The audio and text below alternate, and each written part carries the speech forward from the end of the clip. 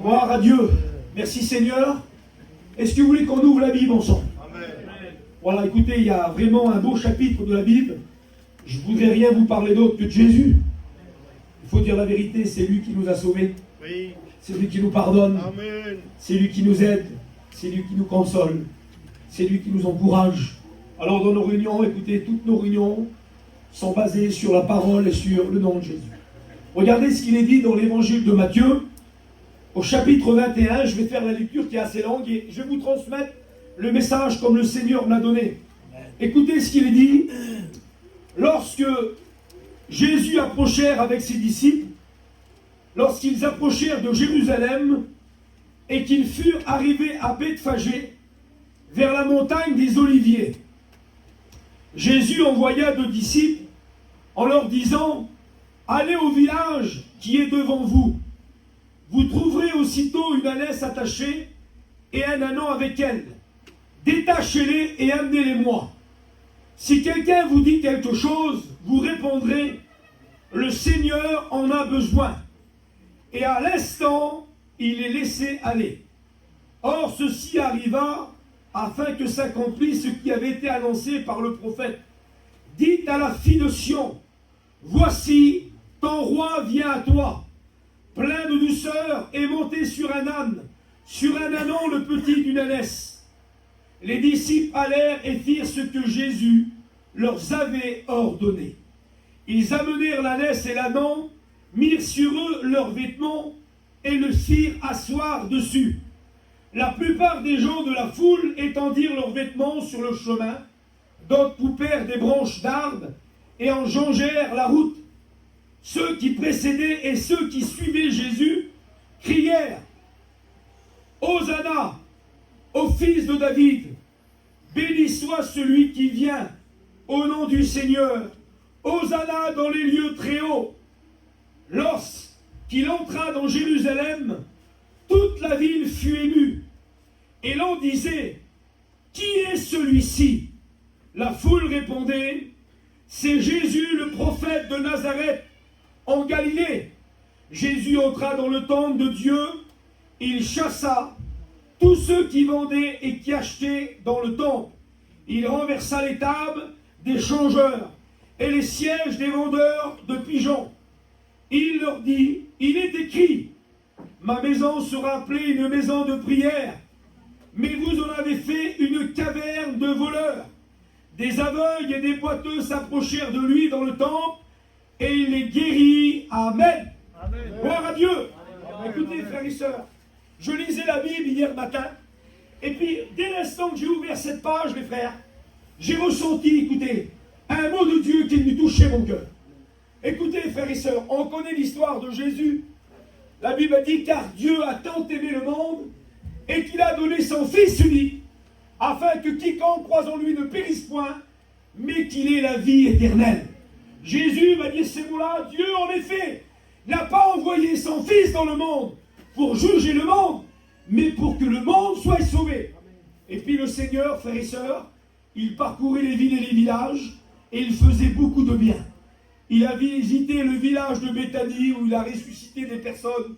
Il a visité le village de Jéricho, et puis, à la fin de son ministère, écoutez, il arrive pour aller à Jérusalem, et il savait ce qui allait se passer, qu'il allait mourir sur la croix, mais qu'il allait ressusciter. Et dans le verset de la Bible, il y a 4 messages. Ah, on pourrait en faire peut-être plusieurs, mais le Seigneur m'a donné 4 réunions. Incroyable. Une réunion pour les serviteurs de Dieu, une réunion pour les inconvertis, une réunion pour les chrétiens, et une réunion pour ceux qui sont malades. Ça veut dire que ce soir, je ne connais pas le besoin de vos cœurs, mais je sais qu'il y a des serviteurs, je sais qu'il y a des inconvertis, je sais qu'il y a des chrétiens, et certainement qu'il y a des malades. Mais j'ai une bonne nouvelle ce soir. Il y a du pain pour tout le monde. Amen. Il y a du pain pour le serviteur. Il y a du pain pour le chrétien. Il y a du pain pour le malade. Il y a le pain pour le captif. Parce que le pain, c'est Jésus. Amen. Et dans l'évangile de Matthieu au chapitre 21, écoutez, l'histoire, elle commence comme ça. Jésus envoya 2 disciples pour aller dans le village qui est en face, pour aller délier un petit ânon. Et dans mon cœur, je disais: Seigneur, Quel bonheur pour les disciples. Ils ont accompagné le Seigneur durant son ministère. Et puis, la Bible a dit que sur les 11 ou les 12, enfin il y en avait 11, il va les envoyer pour aller détacher un petit anon. Et dans mon cœur, je disais, Seigneur, quel bonheur les frères, lorsque Jésus nous a porté le regard sur nous et qu'il nous a choisis. Non seulement il nous a choisis, mais il nous a aussi envoyés pour aller prêcher la parole de Dieu.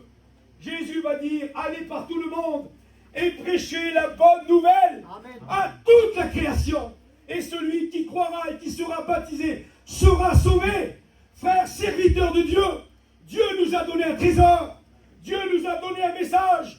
Dieu nous a envoyés. Mais pourquoi Dieu nous a envoyés? Pour construire des maisons? Pour gagner de l'argent?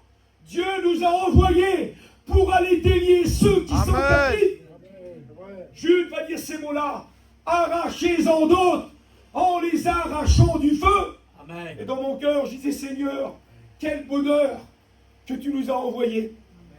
Quel bonheur d'aller prêcher ta parole. Quel bonheur d'aller délier ceux qui sont captifs. Il dit, vous allez au village qui est en face et vous trouverez un petit anon. Le Seigneur connaissait l'endroit, la maison, le village, la situation. Et il envoie ses disciples. Vous allez trouver un petit anon qui est attaché. Et puis vous allez y aller. Vous allez le détacher. Vous allez le délier. Et vous allez l'emmener chez moi. Et si le serviteur va vous dire, pourquoi détachez-vous l'anon? Vous lui direz, le Seigneur en a besoin. Et la mission des disciples était d'aller délier ce petit anon et de l'amener vers Jésus. Je le dis, j'ai plusieurs étudiants qui sont là, Max, ce soir. Il y en a qui sont candidats et d'autres qui vont aller rentrer à l'école publique. Je voudrais vous dire que Dieu vous a envoyé dans une grande mission, d'aller apporter la parole de Dieu, et d'aller délier, détacher ceux qui sont captifs. Écoutez, je voudrais vous le dire, aucun homme ne peut délivrer un homme. Mais par contre, il nous a laissé sa parole. Elle est capable de délier, de détacher les hommes. Et puis, quand je regarde dans la parole de Dieu, je disais, Seigneur, il dit, vous trouverez un petit anon qui est attaché. Vous le déliez, puis vous l'amenez chez moi.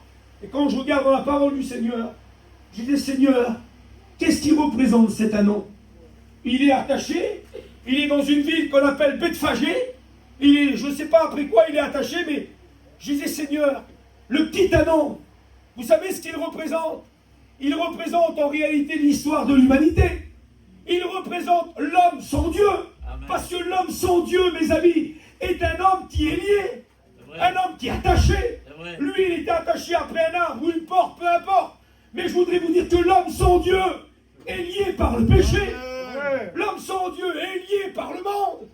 Et puis dans mon cœur, je disais, Seigneur, combien de personnes dans notre peuple, ces simples messages, qui sont comme ce petit anon, qui sont liés, attachés, et que personne ne peut les délivrer. Aujourd'hui, combien de petits anons vous connaissez? Quand je parle d'anon, je parle d'hommes, d'êtres humains. Combien de personnes sont liées par le péché? Combien de personnes sont liées par la drogue?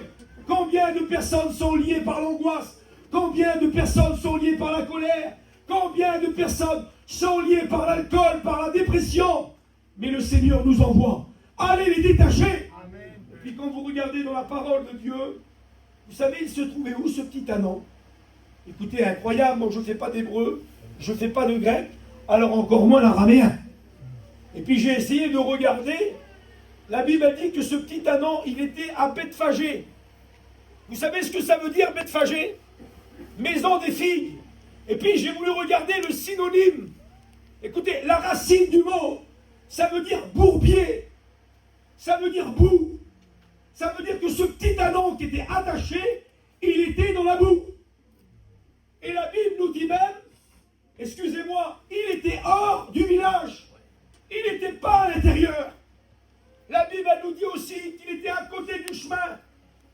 Et quand je méditais la parole de Dieu, je disais peut-être que ce soir à l'église, il y en a qui sont comme ce petit anon. Ils ne sont pas rentrés dans la maison de Dieu. Ils sont toujours dehors, toujours attachés par le monde, par le péché, par l'angoisse. Et ils ne sont pas sur le chemin. Et la Bible a dit dans l'évangile de Marc qu'il était tout proche de la porte. Ça veut dire que ce soir, tu es peut-être comme ce petit anon. Tu es peut-être lié, tu n'es peut-être pas sur le chemin, tu es peut-être dehors de la maison de Dieu. Mais par contre, j'ai une bonne nouvelle, tu es pas loin de la porte. Amen. Et l'évangile de Jean au chapitre 10, Jésus va dire, je suis la porte, et celui qui entre par moi sera sauvé. Et cette réunion ce soir est faite pour que tu sois sauvé. Amen. Pour que tu rentres à l'intérieur. Et puis je disais, Seigneur, il y en a peut-être qui sont dans la boue du péché, liés comme ce petit ânon, qui sont dehors. Mais Dieu a prévu une réunion pour que l'évangile te touche ce soir. Et puis la Bible dit qu'ils vont délier ce petit ânon et ils vont le conduire vers Jésus. Et puis quelque chose d'extraordinaire. En quelques secondes, on va lui mettre des vêtements sur lui et on va faire asseoir le roi des rois, le Fils de Dieu sur le petit ânon. Excusez-moi, je ne sais pas parler la Bible, encore moins un ânon. Mais qu'est-ce qui se passe? Il y a quelques secondes, tu étais dans la boue.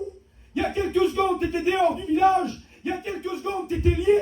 Et là, te voilà avec tes vêtements en train de porter le roi des rois pour aller à Jérusalem. Je vous dis, vous êtes de ça. C'est le miracle de l'évangile. Tu étais peut-être comme cette petite ânon avant de rentrer dans la réunion. Peut-être que tu étais dehors, lié, perdu dans la boue du péché. Mais en quelques instants, tu peux recevoir le vêtement du salut, le vêtement de la délivrance. Amen. Et puis tu peux sortir dehors comme ce petit ânon en train de porter le nom de Jésus. Amen. Ce petit ânon va porter le roi des rois. Il va être utile au service de Dieu. Mais qu'est-ce qui s'est passé, Seigneur? J'ai écouté un témoignage hier matin. J'ai appelé un garçon au téléphone. Il dit, écoute, il s'est passé des grandes choses chez nous. Je te passe mon fils.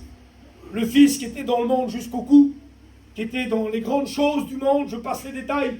Il m'a dit, Jordan, il faut que je t'explique mon témoignage. Il y a 15-20 jours en arrière, je suis rentré dans une réunion. Il dit, écoute, si t'es pas prévu de rencontrer Dieu, et j'en voulais pas non plus. Il dit, quand le pasteur a prêché, j'ai fermé mes yeux et j'ai dit, Seigneur, je te demande pardon. J'ai juste dit ça. J'ai ressenti une puissance de Dieu. Amen. Il y a 3 jours, j'ai été baptisé du Saint-Esprit. Mais qu'est-ce qui s'est passé? La puissance de l'évangile peut changer toute ta vie entière. Écoutez, frères et sœurs, quelle grâce de Dieu. Ouais. Écoutez, le petit ânon va porter Jésus en direction de Jérusalem. Et quand il arrive à Jérusalem, Jésus et le petit ânon, j'ai dit, Seigneur, quelle beauté, on rentre dans une deuxième réunion. Les gens de Jérusalem et les gens qui l'accompagnent, qui sont devant et derrière, ils sont en train de louer le Seigneur et de l'élever en disant, Hosanna, Hosanna, béni celui qui vient au nom du Seigneur. Ils sont en train de l'acclamer comme le roi. Ils sont en train de l'acclamer comme le Messie, le libérateur, le héros qui sort. Frères et sœurs, je voudrais vous dire, au passage, il y a un seul nom qui doit être élevé aujourd'hui. C'est le nom de Jésus. Amen. Il y a un seul nom qui doit être loué et adoré. C'est le nom de Jésus. Et la Bible dit qu'ils vont le louer. Mais tellement que ça va faire du bruit. On va prendre des vêtements. On va les mettre sur les passages. On va prendre des branches de palmier. On va les mettre devant. Jésus ne dit pas un mot. Les Juifs sont là. Le peuple est là. Tout le monde est en admiration. Et d'un seul coup, des Juifs viennent de Jérusalem et disent, qui est donc celui-ci? Ils sont tellement touchés, émerveillés par ce qui arrive à Jérusalem. Un homme de 33 ans monté sur un petit ânon, que jamais un homme n'a parlé comme cet homme. Les gens sont bouleversés. Ils n'ont pas vu de miracle, ils n'ont pas vu de prodige, mais tellement que le peuple fait du bruit, ils sont en train de dire, mais qui est celui-ci? Si j'aurais été là, j'aurais dit, celui-ci, c'est celui qui a fait de la boue avec ses salives et qui a les mis sur les yeux d'un aveugle. Amen. Et que l'aveugle a retrouvé vue. Quel est celui-ci? C'est celui qui a dit à un homme qui était mort depuis 4 jours dans un tombeau et qui lui a dit, Lazare, sors! Et Lazare a été ressuscité. Quel est celui-ci? Celui-ci, c'est celui qui a dit à lépreux, qu'il te soit fait selon ta foi. Amen. Quel est celui-ci? Celui-ci, c'est celui qui s'est levé au milieu de la tempête et qui a dit, silence, tais-toi. Quel est celui-ci? C'est celui qui a dit, venez à moi, vous tous qui êtes fatigués et chargés, et je vous donnerai du repos. Amen. La foule va dire, qui est celui-ci? C'est celui qui a dit à un homme malade, depuis 38 ans, prends ton lit, lève-toi et marche. Amen. Mais qui est celui-ci? C'est celui qui a dit à une femme veuve que son fils était mort, et qui a dit, femme, ne pleure plus. Amen. Celui-ci, c'est celui que Jean le Baptiste a dit, c'est l'agneau de Dieu qui ôte le péché du monde. Qui est celui-ci? C'est celui qui a été élevé entre ciel et terre. Et devant tous ces bourreaux qui l'ont maltraité, frappé, injurié, Père, pardonne-leur, car ils ne savent pas ce qu'ils font. Quel est celui-ci? Son nom est Jésus. Amen. Quel est celui-ci? Il est celui que tu as besoin. Amen. Il est le ressuscité. Il est celui qui peut te délivrer. Il est celui qui peut te renouveler. Il est celui qui peut te sauver. Il est celui qui te pardonne. Il est celui ce soir qui peut te ramener dans sa maison. Quel est celui-ci? Les disciples vont répondre, c'est Jésus de Nazareth. Ce soir, tu n'as rien besoin d'autre que Jésus. Amen. Jésus, Jésus, Jésus. On continue encore? Amen. On voit un anon qui a été détaché et qui a été au service du Seigneur. On voit un message pour le peuple. Celui-ci est le Fils de Dieu. Jésus rentre à Jérusalem. Écoutez, frères et sœurs, il est en route pour Jérusalem. Et quand il arrive à Jérusalem, la première chose qu'il fait, il rentre dans le temple. Frères et sœurs, quel bonheur, il faut dire la vérité, lorsque Jésus est rentré dans nos cœurs. Amen.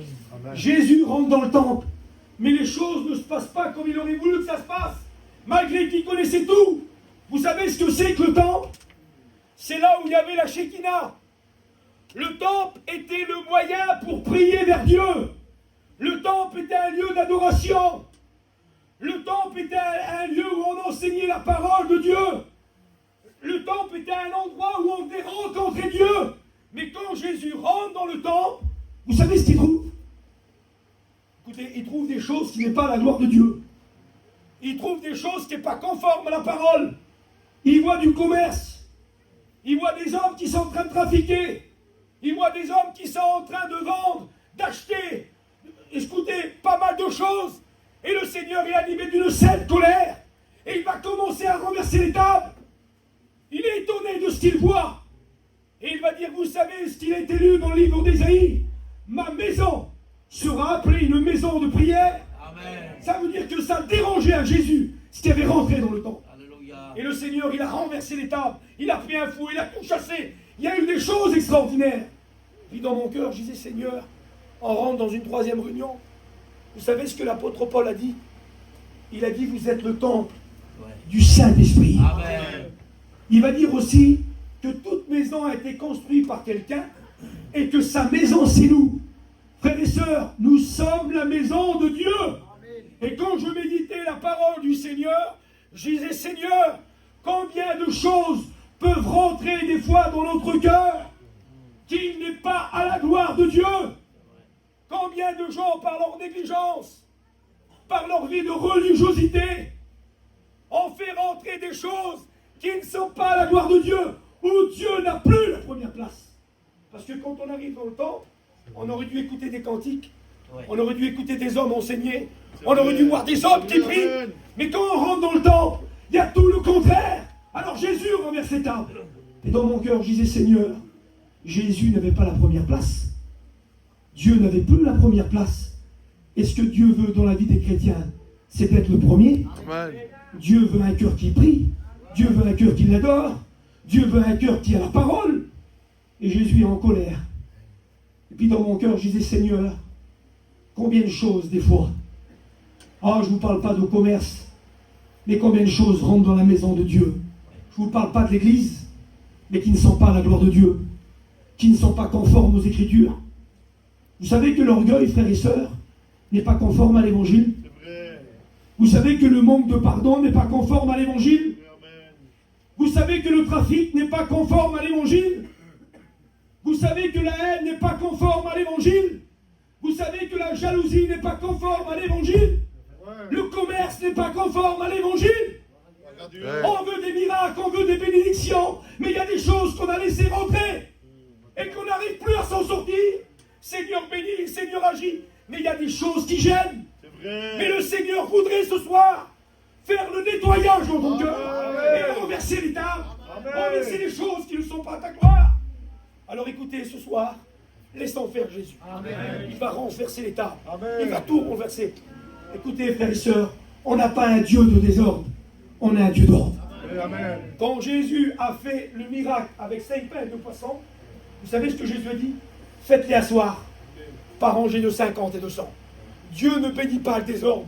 Tu veux la bénédiction, tu veux le miracle, tu veux que c'est le sou. Eh bien, tu dis, Seigneur, viens faire nettoyage dans mon cœur. Viens renverser les tables. Viens enlever ce qui n'est plus à ta gloire. Seigneur, je veux repartir à zéro. Quand les tables sont renversées, quand les vendeurs sont partis, vous savez ce qui arrive tout de suite? Il arrive des boiteux. Il arrive des aveugles. Écoutez, ce n'était pas le moment de s'approcher de Jésus. Excusez-moi de vous dire ça. Si moi je suis énervé et en colère, vous venez me demander un service, la première chose que je vais vous dire, écoutez, revenez plus tard. La journée était fatigante. Je suis énervé avec ma compagne et avec mes enfants. Ça n'a pas été, reviens demain, même si je t'aime de tout mon cœur. Mais Jésus, il n'est pas comme tous les autres. Quand les boiteux et les aveugles arrivent, vous savez ce qu'il fait? Il les guérit. Amen. Quand les tables sont renversées, quand il y a de l'ordre dans la maison du Seigneur, il y a la bénédiction. Je ne sais pas s'il y a des aveugles parmi nous. Je ne sais pas s'il y a des boiteux parmi nous. Mais ce soir, tu peux t'approcher de lui. Jésus ne te met pas dehors. Et ça, c'est la grâce du Seigneur. Les gens vont être émerveillés de ce qui s'est passé. Écoutez, les aveugles vont retrouver la vue. Les boiteux qui avaient un pied sur le trottoir, un pied sur la route, un peu comme Israël, un jour pour Dieu, un jour pour le monde. Ça arrive que dans nos églises, on a des boiteux. Quand Dieu bénit, on va auprès de Dieu. Quand Dieu bénit plus, on retourne à nos affaires. Et puis ça arrive aussi qu'on a des aveugles, qu'ils n'arrivent plus à voir ce qui se passe autour de nous, qu'ils n'arrivent plus à discerner les choses. Ben ce soir, que tu sois aveugle ou boiteux, tu peux t'approcher du Seigneur. Tu peux t'approcher de Jésus. La Bible, elle dit, dans l'évangile de Jean, au chapitre 6 et au verset 37, « Je ne mettrai pas dehors celui qui vient à moi. » Alors moi, je ne voudrais pas aller plus loin ce soir. Max, j'ai donné ce que le Seigneur a voulu. Il y a eu dans ce petit passage de la Bible 4 réunions. La première réunion, aller dans le village qui est en face. C'est pas la peine d'aller à des milliers de kilomètres sauver des âmes. Tout proche de vous, il y a des anneaux attachés. Détachez-les. Premier message. Deuxième message. Petit anneau qui est dehors, qui est dans la boue. Jésus t'appelle. Dieu veut se servir de toi. Amen. Troisième message. Quel est celui-ci? C'est Jésus de Nazareth. Amen. Quatrième message. Laisse-le faire nettoyage dans ton cœur. Laisse-le renverser les choses qui n'est pas la gloire du Seigneur. Frères et sœurs, on n'est pas n'importe qui. Nous sommes des enfants de Dieu. Amen. Nous sommes le temple du Saint-Esprit. Et ça fait trop longtemps que le Seigneur est dehors. Pardonnez-moi de ce que je vais vous dire. Ça fait trop longtemps qu'il est comme l'église de la Odyssée. Tu te crois riche. Tu dis que tu t'es enrichi, que tu n'as besoin de rien. Je me tiens à la porte et je frappe. Le Seigneur ce soir veut rentrer à l'intérieur et il veut faire le nettoyage. Laisse-le faire ce soir. Alors je voudrais qu'on prie.